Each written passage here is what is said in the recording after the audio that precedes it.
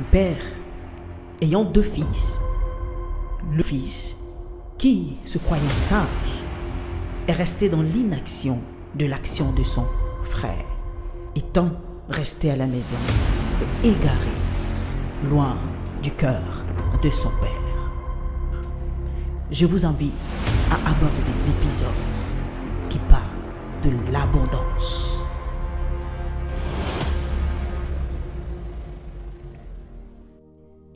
Dans cette histoire, l'abondance joue un rôle crucial. Nous constatons que, en une fraction de seconde, les deux enfants se sont retrouvés avec tout l'héritage.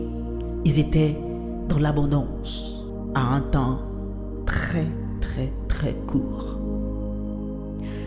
Bien-aimés, l'abondance manifestée à cette période met en lumière les pièges de la prospérité si, en tant qu'être humain, nous ne veillons pas.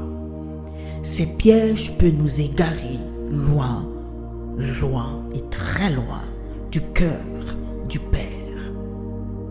L'abondance est une bonne chose, mais elle peut nous égarer très loin du cœur de notre Créateur.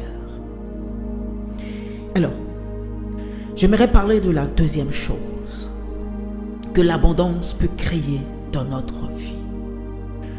L'abondance peut être source d'égoïsme et d'indifférence. Pour le fils cadet, l'abondance a été source d'éloignement. Mais pour le fils aîné, l'abondance a été source d'égoïsme et d'indifférence. Voilà un aîné qui a son frère qui a posé des actions qui ne sont pas bien et qui s'est éloigné de la famille, qui est parti, qui a disparu. Pendant des années, on ne le voit pas. Et il revient. Son père est en train de jouir. Son père est en train de festoyer, de voir l'arrivée de son fils.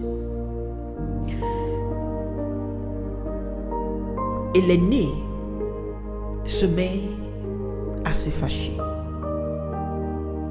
Et il dit à son père: depuis si longtemps, moi je suis resté à la maison et je n'ai pas fait comme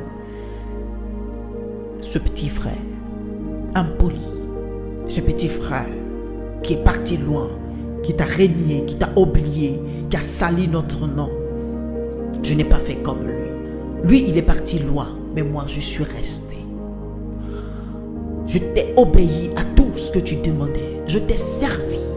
Je me suis consacré pour toi. Et depuis ce temps, tu n'as même pas pris un moment pour pouvoir m'accorder une grande fête. Tu ne m'as pas accordé le veau gras pour que je puisse festoyer avec mes amis. Je me suis dit, ce grand frère, il est quand même égoïste. Ton frère était pratiquement mort. Et il revient. Tu ne partages même pas la joie que ton père a. Donc, lui aussi, il s'est éloigné du cœur de son père parce qu'il n'avait pas la capacité de partager le cœur de son père. Tout ce temps étant resté à la maison, son père a partagé l'héritage. Lui, il avait son héritage. Mais malgré ça, il voulait, et en plus de l'héritage, il voulait que son père puisse tuer le veau gras pour lui, pour qu'il puisse festoyer. Il voudrait encore que son père lui fasse des éloges. Il voudrait que encore son père puisse lui donner toutes les grâces, puisse le valoriser, puisse lui donner toutes les choses. En d'autres termes, il se consacrait, il servait Dieu, il servait son père pour ses propres intérêts, Le service de Dieu est motivé par l'intérêt personnel. Ils ne servent pas le Père pour l'honorer, mais ils servent le Père pour que le Père puisse les honorer. Beaucoup de personnes veulent l'honneur. Ils exigent même l'honneur à leurs fidèles étant pasteurs. Ils exigent l'honneur à leurs enfants étant parents. Ils exigent l'honneur à leur père étant enfant. Ils exigent l'honneur à Dieu parce qu'ils servent Dieu. Ils veulent la notoriété, ils veulent l'élévation, ils veulent des choses parce qu'ils servent Dieu, mais pas parce qu'ils veulent honorer Dieu. Hélas, il y a beaucoup de personnes dans les églises, mais désirant que Dieu les honore, désirant que Dieu les favorise, désirant que Dieu puisse élever le nom, au lieu que eux, ils puissent élever le nom de Jésus. Au lieu que le nom de Jésus soit élevé autour d'eux, ils veulent que le nom soit élevé. Ils veulent l'honneur qui revient à Jésus. Comme son fils, il voulait l'honneur. Bien-aimé, une des choses qui encore froisse cette situation, rend cette situation aussi lamentable et dégradante, c'est que son frère a dit à son père, il a osé dire à son père, ton fils, il a dilapidé tes biens, il s'est vautré dans la débauche, dans la perversité, dans tout ce qui n'est pas bon, tout ce qui est immoral, et il revient et tu l'accueilles à bras ouverts. Ce fils aîné voulait que son petit frère continue de rester dans la débauche, continue de rester loin de son père. Au lieu de se réjouir, au lieu de bénéficier de la joie que son père avait d'avoir retrouvé son fils qui était mort, lui, il se satisfaisait.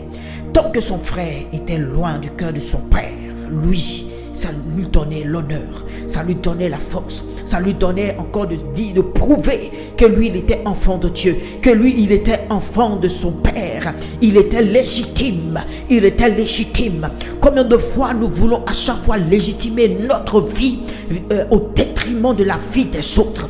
Combien de fois nous voulons légitimer notre vie vis-à-vis de Dieu au détriment de la vie des autres? Nous ne prenons pas le temps de nous soucier de la vie des autres. Nous ne prenons pas le temps de nous soucier de la vie des autres, d'aider ceux qui sont égarés.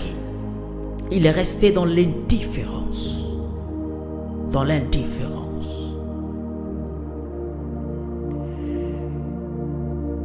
Le fils cadet est venu pour se repentir. Mais lui, ça ne lui faisait ni chaud ni froid que son frère soit revenu, soit dans la repentance. Il était prêt encore à clouer son frère. Il était prêt encore à descendre son frère. Il était prêt à chasser même son frère. Combien de fois nous sommes prêts à chasser ceux qui viennent se repentir, ceux qui viennent, qui ont commis des fautes mais qui veulent revenir. Combien de fois nos structures ecclésiastiques ne sont même pas prêts à accueillir ceux qui reviennent. Voilà. L'abondance a amené l'égoïsme et l'indifférence dans le cœur du frère aîné. Bien-aimé, est-ce que l'abondance de grâce dans ta vie ne t'amène pas à être égoïste, pensant que c'est toi seul qui mérite, pensant que c'est toi seul que Dieu doit faire faveur? Tu te poses la question, mais pourquoi ceux-là qui ne font pas ce que Dieu désire ont la grâce? Dieu les favorise. Tu passes ton temps à te plaindre. Pourquoi? Mais ces personnes, Dieu veut les attirer à lui, faire un cœur à cœur avec eux. Pourquoi est-ce que tu ne connais pas le cœur du Père? Pourquoi tu ne connais pas le cœur du Père à ce moment précis? Ceux qui sont dans l'abondance et qui ont un cœur égoïste ne voient pas le cœur du Père. Ils sont insensibles. Jésus a dit ceci: je fais ce que je vois faire de mon Père. Il avait un cœur à cœur avec le Père. Il agissait comme le Père voulait qu'il agisse. C'est pour cela que Jésus vivait dans l'abondance. Et si, à cause de l'abondance, tu as eu un cœur égoïste, tu n'as pensé qu'à toi seul, tu fais les choses, tu sers Dieu, on t'acclame, mais en réalité, au fond de ton cœur, c'est recevoir les acclamations, les honneurs, qu'on te mette en avant, qu'on te plébiscite, qu'on te valorise, que tu reçoives des promotions, que tu puisses recevoir des richesses, emmagasiner autant de richesses, que tu n'arrives même plus à partager à ceux qui sont autour de toi. Ta sensibilité a diminué et ton indifférence a augmenté. Tu n'arrives même plus à faire l'aumône autour de toi. Tu n'arrives même plus à donner, à partager les grâces que tu as autour de toi. Tu n'arrives même plus à accueillir des hommes et des femmes qui ont perdu leur vie loin de Dieu, qui veulent revenir, qui veulent se repentir. Combien de fois tu les juges? Combien de fois tu te montres comme si tu es plutôt supérieur à ces personnes-là? Si tu te trouves dans un état d'abondance, ou si ton cœur soupire dans un état d'abondance pour vivre ces genres de choses, alors je te propose de revenir au cœur de ton Créateur. Reviens au cœur de ton Créateur, au cœur de celui-là qui t'a créé et qui t'a donné cette abondance, au cœur de celui-là qui est capable de te donner cette abondance. Ne soupire plus dans ton cœur pour recevoir le bien qu'il peut te donner, mais soupire après son cœur, après son cœur. Et lorsqu'il te donnera cette abondance, tu pourras rester toujours connecté à son cœur. Lorsqu'il se plaignait devant son père lui a dit ceci: ne vois-tu pas que ton frère est revenu? Il était mort, il est revenu. En d'autres termes, son père est en train de lui dire: change ta façon de penser, change ta façon de voir, change ta façon de comprendre les choses. Commence à voir comme moi je vois les choses. Commence à aligner ta vision avec ma vision. Commence à aligner ta compréhension avec ma compréhension. Commence à pouvoir visualiser dans le même objectif que moi.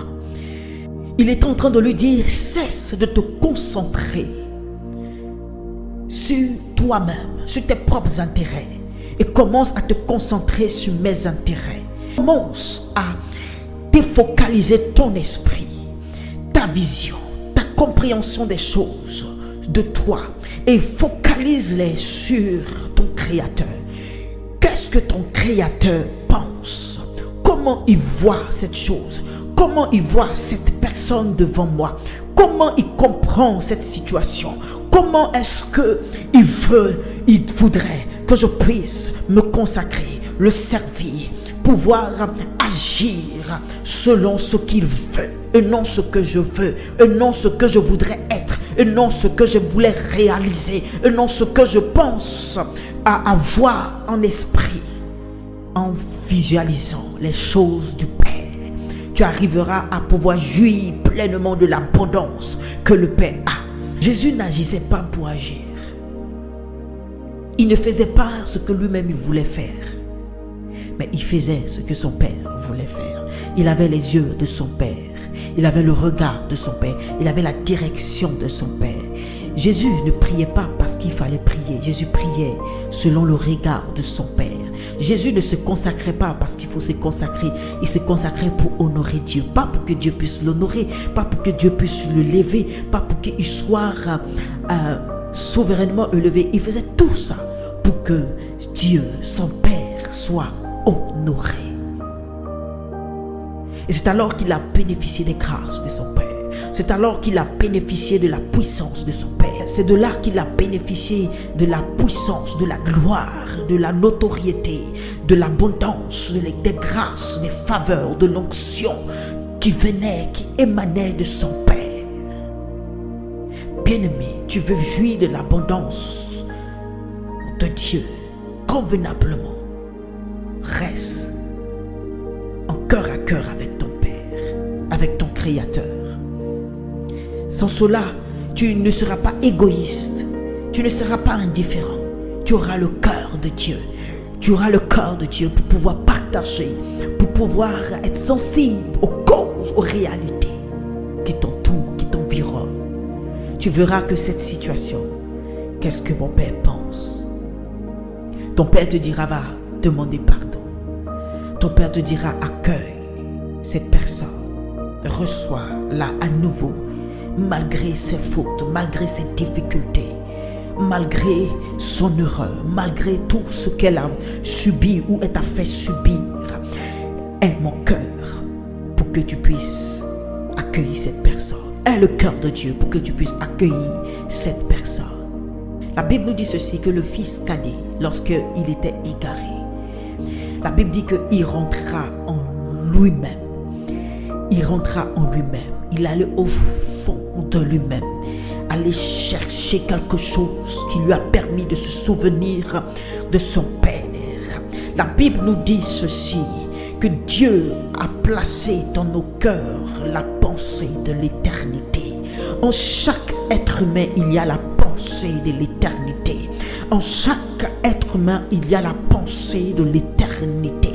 Et la pensée de l'éternité, c'est la pensée de se connecter au cœur de celui qui est éternel. La pensée de se connecter au cœur de celui qui est le Créateur. Alors, le fait de rentrer en soi-même, c'est d'aller chercher cette pensée. Aller chercher cette pensée, retrouver la connexion avec l'éternité.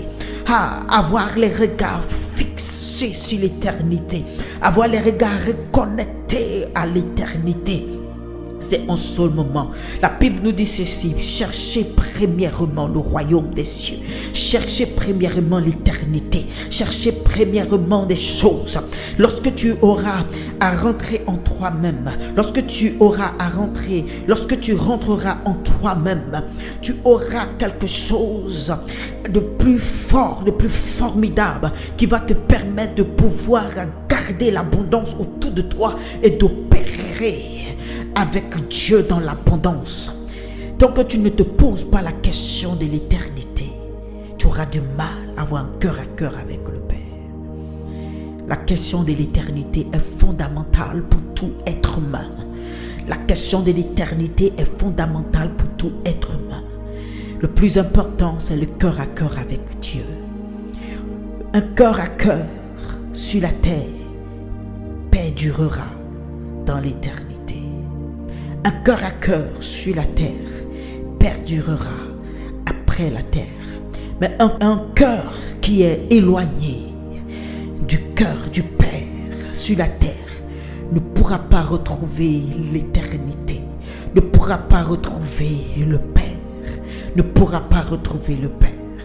Alors je vous invite, si ces paroles ont eu écho dans votre cœur, si en voyant l'abondance qui est autour de vous, si en regardant les richesses, l'héritage que vous recherchez, vous savez au fond de votre cœur que ce n'est pas vraiment quelque chose qui vous rapprochera du cœur de Dieu. Si en regardant tout ce que vous avez obtenu de la part de Dieu, vous voyez que vous êtes loin du cœur de Dieu. Si en regardant l'abondance, vous restez égoïste, vous pensez qu'à vous-même, à vos propres intérêts, ou que vous êtes devenu insensible, indifférent à la cause de Dieu, et que mes propos ont eu écho dans votre cœur, je vous invite à revenir. Je vous invite à revenir. Je vous invite à faire le pas que ce fils cadet a fait, à revenir au cœur du Père. Si tu te trouves insensible aux choses de Dieu, que tu ne penses qu'à toi, à ta petite personne, à ce que tu vas devenir, à ce que tu es, sans regarder à ce que Dieu pense, à ce que Dieu veut faire, à ce que Dieu veut agir au travers de ta vie, à ce que Dieu veut être honoré au travers de ta vie, à ce que Dieu veut que tu puisses te joindre à son cœur. Si tu restes insensible, tu sens dans ton cœur que toi, les choses de Dieu ne sont pas vraiment un cœur à cœur avec toi. Les choses de Dieu te sont indifférentes. Les choses de Dieu ne te disent absolument rien. Tu sens autour de toi que tu peux vivre ta vie sans de Dieu. Tu sens que oui, je suis avec Dieu, je marche avec Dieu, je vais à l'église, je crie le nom de Dieu, mais en réalité, c'est pour ma propre gloire. En réalité, c'est pour ma propre satisfaction. En réalité, c'est pour mon propre honneur. J'aime plébisciter, j'aime utiliser le nom de Dieu pour pouvoir avoir de la révérence de mes amis, avoir montré les choses que je possède autour de moi, me montrer, me mettre en valeur. Lorsque je parlais de tout ça, tu as senti dans ton cœur que c'était ton cas. Tu as senti dans ton cœur que je parlais de toi, que je parlais de ton insensibilité, que je parlais de ton indifférence, que je parlais de ton égoïsme. Oui, tu as senti cela. Alors, ne reste pas encore insensible. Ne reste pas encore indifférent à ma voix. Utilise-la comme l'appel de Dieu à te dire reviens. Reviens fils, reviens fille. Nous avons besoin de toi. Le Père a besoin de toi. Ton Créateur a besoin de toi. Reviens, reviens. Reviens. Car c'est le temps d'un cœur à cœur avec Dieu. Le monde a besoin d'un cœur à cœur avec Dieu. Église, nous avons besoin d'un cœur à cœur avec Dieu. Nous avons besoin de revenir, de tous revenir, de tous revenir. Il dit ceci, que celui qui a soif qui vienne, que celui qui a soif qui vienne. C'est un appel divin à revenir à la source, au torrent, pour être abreuvé. Reviens, viens à lui. Si ces paroles ont fait écho dans ton cœur et que tu t'es senti concerné et que tu te dis mais comment est-ce que je peux faire, que j'ai besoin d'aide pour pouvoir revenir, je suis perdu, je ne sais pas comment faire, j'ai besoin d'être aidé, alors viens, alors écris-moi,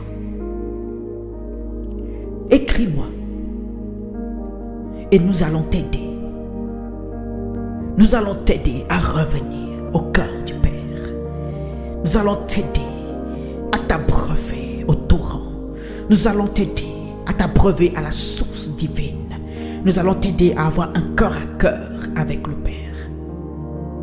Nous allons t'aider. N'hésite pas. Viens. Viens. Alors si tu penses que ces paroles peuvent aider une autre personne, n'hésite pas à la partager autour de toi afin de faire ramener plus d'un au cœur à cœur avec le Père.